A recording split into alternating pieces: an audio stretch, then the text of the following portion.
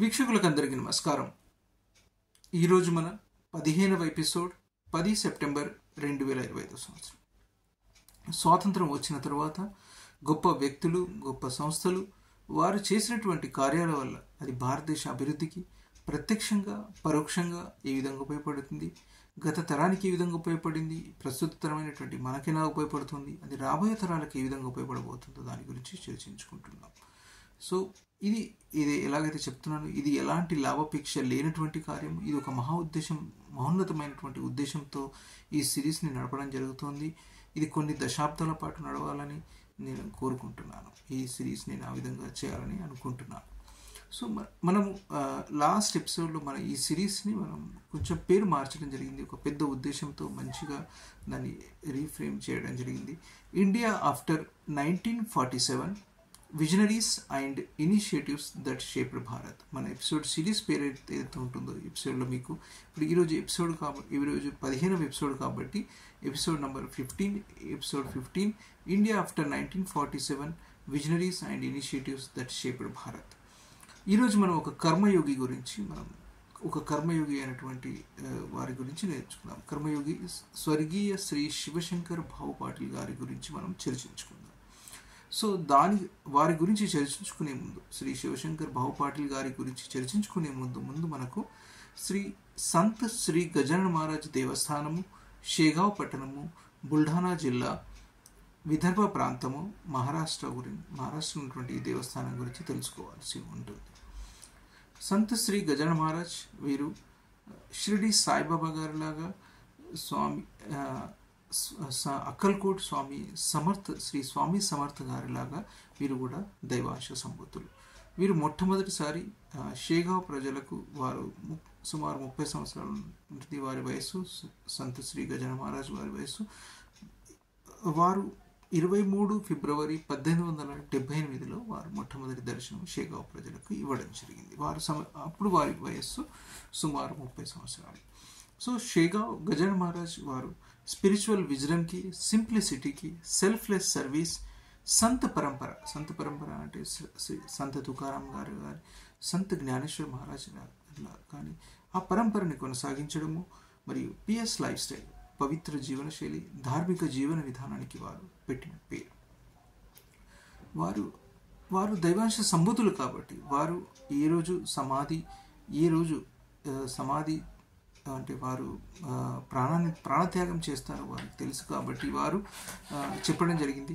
So మొట్టమొదటి meeting ట్రస్టీలను ఎన్నుకునే meeting, మనకు 12 మంది ట్రస్టీలను ఎన్నుకునే మీటింగ్ 12th నవంబర్ 1908లో మొట్టమొదటి మీటింగ్ జరిగింది. దాంట్లో 12 ట్రస్టీలను ఎన్నుకోవడం జరిగింది. ఈ సంస్థానం కోసం 12 ట్రస్టీలను ఎన్నుకోవడం జరిగింది. తర్వాత ట్రస్టులను ఎన్నుకోవడం జరిగింది. ఎందుకంటే స్వామివారు శ్రీ గజానన మహారాజ్ వారు ఏ రోజు ఏ రోజు ప్రాణత్యాగం చేయబోతున్నారో మరియు ఆ సమాధి యొక్క ప్రదేశాన్ని వారు చెప్పడం జరిగింది. అక్కడ సమాధి చేయాలని వారు చెప్పడం జరిగింది. సో 12 నవంబర్ 1908లో చెప్పడం జరిగింది. మొట్టమొదటి మీటింగ్ దాంట్లో 12 ట్రస్టీని ఎన్నుకోవడం జరిగింది. తర్వాత ఫస్ట్ వర్కింగ్ కమిటీ మీటింగ్ అనుకోవచ్చు. 12 నవంబర్ 1909 నుంచి దేవస్థానం యొక్క కార్యక్రమాలు మొట్టమొదటి వర్కింగ్ కమిటీ మీటింగ్ 12 నవంబర్ 1909లో జరగడం జరిగింది. సో కొన్ని నియమాలను దేవస్థానం యొక్క కొన్ని నియమాలు ఉన్నాయి. అది దాంట్లో 9 ఇంపార్టెంట్ నియమాలు, దాంట్లో కొన్ని మాత్రం నేను చెప్తాను ఇప్పుడు. సో అక్కడ భక్తులు ఎవరు కూడా స్వామివారి విగ్రహాన్ని శ్రీ అని అనొచ్చు, మహారాజు వారి విగ్రహాన్ని టచ్ చేయకూడదు, ముట్టకూడదు. మరియు స్త్రీలు వారు పశ్చిమ ద్వారం ద్వారా దర్శనం చేసుకోవాల్సి ఉంటుంది. మరియు గర్భగుడిలోకి ప్రవేశించకూడదు. మరియు మగవారు తూర్పు ద్వారం ద్వారా దర్శనం చేసుకోవాల్సి ఉంటుంది. మరియు స్త్రీ భక్తులు వారు దేవస్థానంలో రాత్రి నిద్ర చేయకూడదు. మరియు మగవారైనటువంటి వారు 3 రోజుల కంటే ఎక్కువ అక్కడ స్టే ఉంచుకోకూడదు. సో మరియు అక్కడ డబ్బుకి అతి తక్కువ ప్రాధాన్యత ఇవ్వబడుతుంది. సో ఇక్కడ ఒక మహోన్నతమైనటువంటి సాంప్రదాయం, సేవాభావం అనేది ఒక మహోన్నతమైనటువంటి సాంప్రదాయం అప్పుడు ఆ రోజు నిర్ణయించబడింది 1908, 1909లో. సో అది ఇప్పటికీ ఆ విధంగా ఇప్పుడు 2025 సంవత్సరం అంటే ఒక దశాబ్దం దాటిపోయింది. ఒక 12 దశాబ్దం అనుకోవచ్చు. ఒక 15, 20 సంవత్సరాల పాటు ఇంకా ఆ ట్రెడిషన్, గొప్ప ట్రెడిషన్ నడుస్తుంది. సో మహారాజ్ సంత శ్రీ గజానన మహారాజ్ నెవర్ ప్రిఫర్డ్ వారు ఎప్పుడు గురు శిష్య పరంపర మరియు గాదీ పరంపర అంటే గురు శిష్య పరంపర మరియు గాదీ పరంపర అంటే హ్యాండింగ్ ఓవర్ ద అథారిటీస్, అంటే వారు గురువు తర్వాత శిష్యుడి వారికి ఇవ్వడం, అలాంటి అథారిటీ ఇవ్వడం, ఆ పరంపర ఉంటుంది. దాన్ని వారు దాన్ని వారు ప్రిఫర్ చేయలేదు. ఓకే. సో ఈ మొట్టమొదటి ఇక్కడ 1909లో ఏదైతే మీటింగ్ అయిందో అది శ్రీ నారాయణ్ కర్తాజీ పటేల్ వారి షాప్ నందు ఆ మీటింగ్ జరగడం జరిగింది. ఓకే. సో ఆ విధంగా మనం తర్వాత వారు సంత శ్రీ గజానన మహారాజ్ వారు ప్రాణత్యాగం జీవన సమాధి పొందినది 8 సెప్టెంబర్ 1910. ఓకే. సో ఇక్కడ షేగావ్ దేవస్థానంలో 3 ముఖ్య కార్యక్రమాలు ఉంటాయి. ఒకటి ప్రకట దినము, అంటే ఇప్పుడు మనం ఏదైతే చెప్పుకున్నామో 23 ఫిబ్రవరి 1878లో ప్రకట దినము. సో ప్రకట దినం రోజు మరియు శ్రీరామనవమి, ఎందుకంటే ఆ టెంపుల్ వీరి సమాధి ఏదైతే ఉందో దాని పైన ఆ బిల్డింగ్ అక్కడ పైన దేవస్థానం పైన శ్రీరాముల వారి మందిరం ఉంటుంది, కింద సమాధి ఉంటుంది. సో శ్రీరామనవమి మరియు ఋషి పంచమి అంటే వారు సమాధి తీసుకున్న రోజు. సో ఈ విధంగా మొత్తం 3 ఇంపార్టెంట్ కార్యక్రమాలు అక్కడ జరుగుతుంటాయి ఆ దేవస్థానంలో. నార్మల్ డేస్లో 40 నుంచి 45 వేల మంది దర్శనం చేసుకుంటారు. ఆ విధంగా ఉంటుంది. 45,000 మంది వరకు దర్శనం ఉంటుంది. ఈ పర్టికులర్ ఈ 3 ఏదైతే రోజులు ఉన్నాయో, 3 రోజులు ఏదైతే ఉన్నాయో, ప్రకట దినము, తర్వాత శ్రీరామనవమి మరియు వారు ఋషి పంచమి అంటే వారు సమాధి తీసుకున్న రోజు, ఆ రోజు అది 8 సెప్టెంబర్ కాబట్టి. సో ఈ 3 రోజులు అక్కడ ఋషి పంచమి రోజు, ఈ 3 రోజులు అక్కడ 1,70,000 నుంచి 1,75,000 మంది వరకు కూడా ఆ రోజు అక్కడ దర్శనం చేసుకోవడం జరుగుతుంది. సో ఇప్పుడు మనం కర్మయోగి అయినటువంటి శ్రీ శివశంకర్ భావుపాటిల్ గారి గురించి తెలుసుకుందాం. సో మనం సంత శ్రీ గజానన మహారాజ్ ఆ బ్యాక్గ్రౌండ్ అవసరం. వీరి గురించి తెలుసుకునే ముందు కర్మయోగి అయినటువంటి స్వర్గీయ శ్రీ శివశంకర్ భావుపాటిల్ గురించి తెలుసుకునే ముందు మనం గజానన మహారాజ్ గురించి తెలుసుకోవడం అత్యవసరం కాబట్టి ఆ లింక్ ఉంటుంది కాబట్టి ముందు మనం అక్కడ తెలుసుకున్నాం. సో వీరు 12 జనవరి 1940 సంవత్సరంలో జన్మించడం జరిగింది. 12 జనవరి తెలుసు మన స్వామి వివేకానంద వారి పుట్టినరోజు. ఆ రోజు, ఆ పుణ్య దినం రోజు వీరు జన్మించారు. శ్రీ భావుపాటిల్ స్వర్గీయ శ్రీ శివశంకర్ భావుపాటిల్ గారు వారు జన్మించారు. వారు 82 సంవత్సరాలు వారు వృద్ధాప్య సమస్యలతో సంబంధించినటువంటి అనారోగ్య సమస్యలతో వారు 4 ఆగస్టు 2021 సంవత్సరంలో వారు స్వర్గీయులయ్యారు. ఓకే.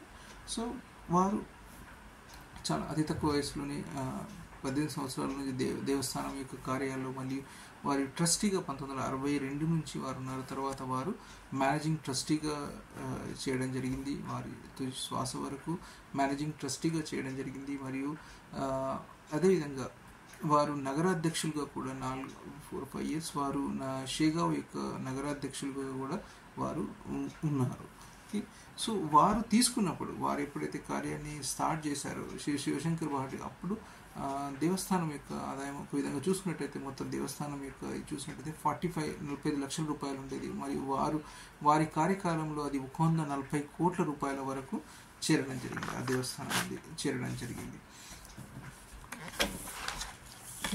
సో ఈ దేవస్థానం ఏదైతే ఉందో ఇది పరిశుభ్రతకు పెట్టిన పేరు. అక్కడ మీకు ఈవెన్ ఆ దేవస్థానానికి సంబంధించినటువంటి అన్ని క్యాంపసెస్లో కావచ్చు, ఎక్కడ మీకు ఒక చిన్న పేపర్ ముక్క కూడా కనిపించదు. మరియు ఆ రాలిన ఆకులు కావచ్చు అలాంటివి కనిపించదు. అంత పరిశుభ్రతకు పెట్టిన పేరు. అది ఎలా జరిగింది, అంత వరకు ఎలా వెళ్ళింది అన్నది మనం తెలుసుకుందాం. సో వీరు ఈ భావు పాటిల్ గారు ₹1 మాత్రమే గౌరవ వేతనం తీసుకునేవారు. మరియు వారు దేవస్థానంలో ఉచిత ప్రసాదం, మహాప్రసాదం ఉన్న అక్కడ వారు భుజించేవారు కాదు. ఇంటి నుంచి డబ్బా తెచ్చుకునేవారు. టీ కూడా తాగేవారు కాదు. దేవస్థానం యొక్క టీ కూడా తాగేవారు. అంత వారు మహోన్నతమైనటువంటి వారి ఆదర్శాల వల్లే అంత ముందుకు తీసుకెళ్ళగలిగింది. వారు సేవాభావానికి అత్యంత ప్రాధాన్యత ఇచ్చేవారు. సో మరియు ఇప్పుడు వారు చూసినట్టయితే వారి ఇక్కడ టెంపుల్ అనే సంస్థానం అనేది అకౌంటెన్సీకి, ట్రాన్స్పరెన్సీకి, నిజాయితీకి పెట్టిన పేరుగా ఉంటుంది. నిజాయితీగా ఇది చూడండి, SAP ERP సిస్టమ్ అనేది సంస్థానంలో 2008 10th జూన్ నాడు సక్సెస్ఫుల్లీ స్టార్ట్ అయ్యి ఇండియాలో ఫస్ట్ టెంపుల్ అన్నట్టు. ఇది first temple which has taken SAP ERP practice in there system. So దానివల్ల ఇంకా అది ఆ టెంపుల్ అంత ట్రాన్స్పరెన్సీ, ప్రతి ఒక్కరి ట్రాన్స్పరెన్సీ మెయింటైన్ చేయడము. సో ఆ విధంగా అంత టెంపుల్ అంత ముందుకు వెళ్ళడం జరిగింది.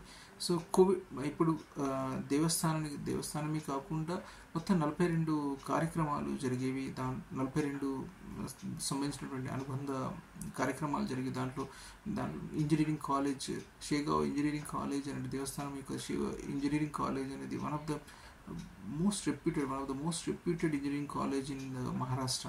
One of the most reputed. అంత స్టాండర్డ్స్ అక్కడ హై స్టాండర్డ్స్ మెయింటైన్ చేయడం జరుగుతుంది.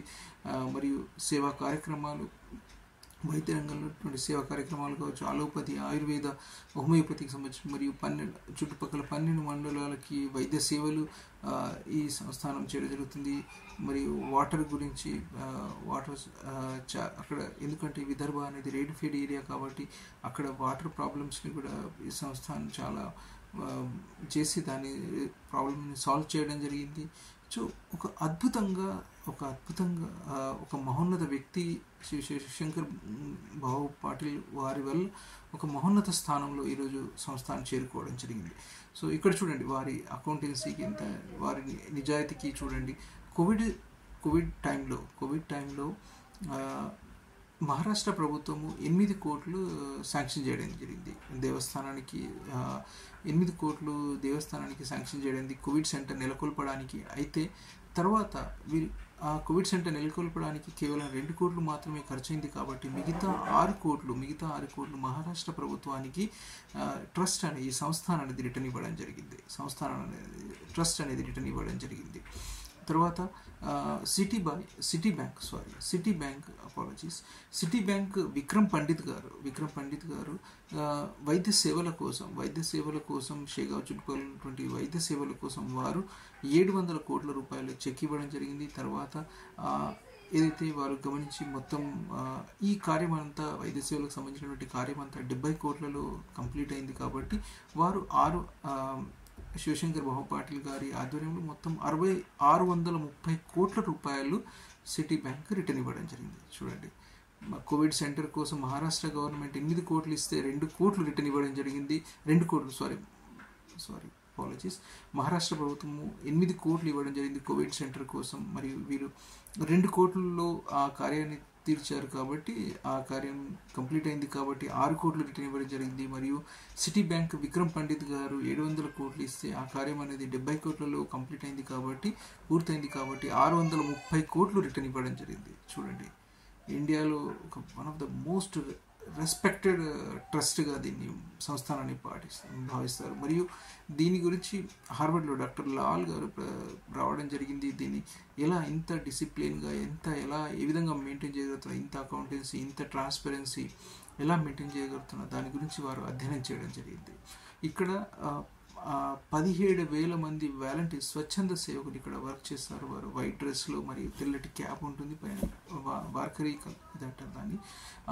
17,000 మంది స్వచ్ఛంద సేవకులు ఇక్కడ వర్క్ చేస్తారు. మరి ఇక్కడ టెంపుల్తో పాటు ఏదైతే మనం చెప్పుకున్నామో ఇంజనీరింగ్ కాలేజ్, స్కూల్, వైద్య సేవలు, దాంతోపాటు 650 ఎకరాల్లో ఆనంద్ సాగర్ అనే ఒక మంచి ఉద్యానవనం మహారాష్ట్రలో ఒక వన్ ఆఫ్ ద మంచి ఉద్యానవనంగా దానికి పేరుంది. దానికి ఎన్నో కోట్లు ఖర్చు చేయడం జరిగింది. అంత బాగా మెయింటైన్ చేస్తారంటే అక్కడ కూడా మీకు ఒక ఆకు ముక్క కూడా అక్కడ ఆకు రాలిన ఆకు కూడా మీకు అక్కడ కనిపించదు. అంత బాగా 17,000 మంది వాలంటీర్స్ మరియు భక్త నివాస్ ఏదైతే మనం సత్రం దేవస్థానం యొక్క ఉండడానికి ఎంత నీట్గా ఉంటుందంటే అది నిజంగా పరిశుభ్రతకు మారుపేరు. అక్కడ పరిశుభ్రతకు మారుపేరు. ఇది ఒక్క రోజులో వచ్చింది కాదు ఎంతో దాని యొక్క కర్మయోగైనటువంటి వారి ఈ భావ్ పాటిల్ గారి యొక్క దృఢ సంకల్పము మరియు ఆ సంస్థాన్ యొక్క ప్రతి ఒక్క దానితో ఎంప్లాయీస్ కావచ్చు మరియు సంస్థాన్ యొక్క స్వచ్ఛంద వాలంటీర్స్ యొక్క శ్రమ, నిర్వచనమైన శ్రమ దాని వెనుకాల దాగి ఉంది. ఓకే, సో ఈ వాలంటీర్స్, స్వచ్ఛంద వాలంటీర్స్ వారు కొన్ని రోజులు కావచ్చు, కొన్ని నెలలు వారు అక్కడ చేస్తారు. మరి వారు వెళ్ళేటప్పుడు ఒక దేవుని ప్రసాదమైనటువంటి ఒక కొబ్బరికాయ ఇవ్వడం జరుగుతుంది. ఎలాంటి డబ్బులు ఇవ్వడం జరగదు, కొబ్బరికాయ ఒక ప్రసాదం ఇవ్వడం జరుగుతుంది. దాంతో వారు మరియు ఇక్కడ ఆ స్వచ్ఛంద సేవకులుగా వాలంటీర్స్గా చేయాలి అని అంటే దాని ఇప్పుడు వెయిటింగ్ లిస్ట్ జనరల్లీ అది ఎప్పుడు 35,000 పైన వెయిటింగ్ లిస్ట్ ఉంటుంది. అంటే చూడండి సంస్థానం ఎంత ఏ మేనేజ్మెంట్ అది దైవభక్తి మరియు ఎలా మేనేజ్ చేయగలుగుతుంది, మరియు ఎంత దానికి అనిర్వచనమైనటువంటి అక్కడ సేవాభావం, నిస్వార్థ సేవాభావం ఉంది. కాబట్టి అంతమంది ఆ వాలంటీర్స్లో కూడా ఇప్పుడు 35,000 కంటే ఇప్పుడు 1,000 పైన వెయిటింగ్ లిస్ట్ ఉంటుంది ఆ సేవ చేయాలి అంటే. దాంట్లో కూడా డాక్టర్స్, ఇంజనీర్స్, పెద్ద పెద్ద బిజినెస్ మ్యాగ్నెట్స్ వారు కూడా వచ్చి సేవ చేయడం జరుగుతుంది. సో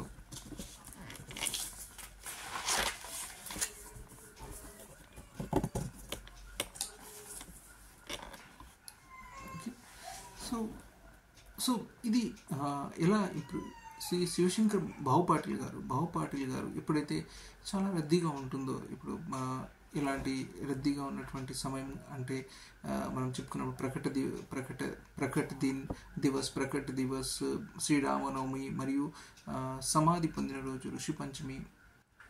సో ఆ రోజు వారు నార్మల్ వారు స్వచ్ఛంద సేవకుల్లాగానే వాళ్ళు మధ్యలో నడుస్తూ ఉంటారు. మరియు ఇప్పుడు భక్తులు మాట్లాడుకుంటారు, ఈ సేవ ఇక్కడ సేవా లోపం కనిపిస్తుంది అనగానే ఇమ్మీడియట్గా వారు ఎవరు గుర్తుపట్టినా ఎవరైనా వారిని భావ్ పాటిల్ గారు సడన్గా ఎవరైనా గుర్తుపడితే వారిని ఆపి, మీరు నన్ను అక్కడ చేయకూడదు, మాట్లాడకూడదు, నేను ఒక్కరినే వెళ్తాను మరియు వారు తెలుసుకుంటాను అక్కడ సేవాలోపం ఏమైనా ఉందా, వారు మా భక్తులు మాట్లాడుకుంటున్నప్పుడు తెలుసుకొని మరియు ఇమ్మీడియట్ ఇంప్లిమెంట్ చేయడం జరుగుతుంది. దానివల్ల అందుకోసం ఈరోజు ఆ దేవస్థానం అనేది అంత సేవాభావం వల్ల అంత గొప్ప స్థానంలో ఉంది. 40,000 నుంచి 45,000 మంది భక్తులకు ఉచిత మహాప్రసాదం అక్కడ జరుగుతుంది. మరియు ఈ 3 ముఖ్యమైనటువంటి పర్వదినాల రోజు 170,000 నుంచి 175,000 మంది వరకు అక్కడ ఉచిత భోజన సదుపాయం అక్కడ ఇవ్వడం జరుగుతుంది. అయితే ఇక్కడ చూడండి, శివశంకర్ భావ్ పాటిల్ గారు ఇన్ని సంవత్సరాలు వారు ఇంత ట్రస్ట్తో 1960 నుంచి వారు ట్రస్ట్తో అనుకున్నారు.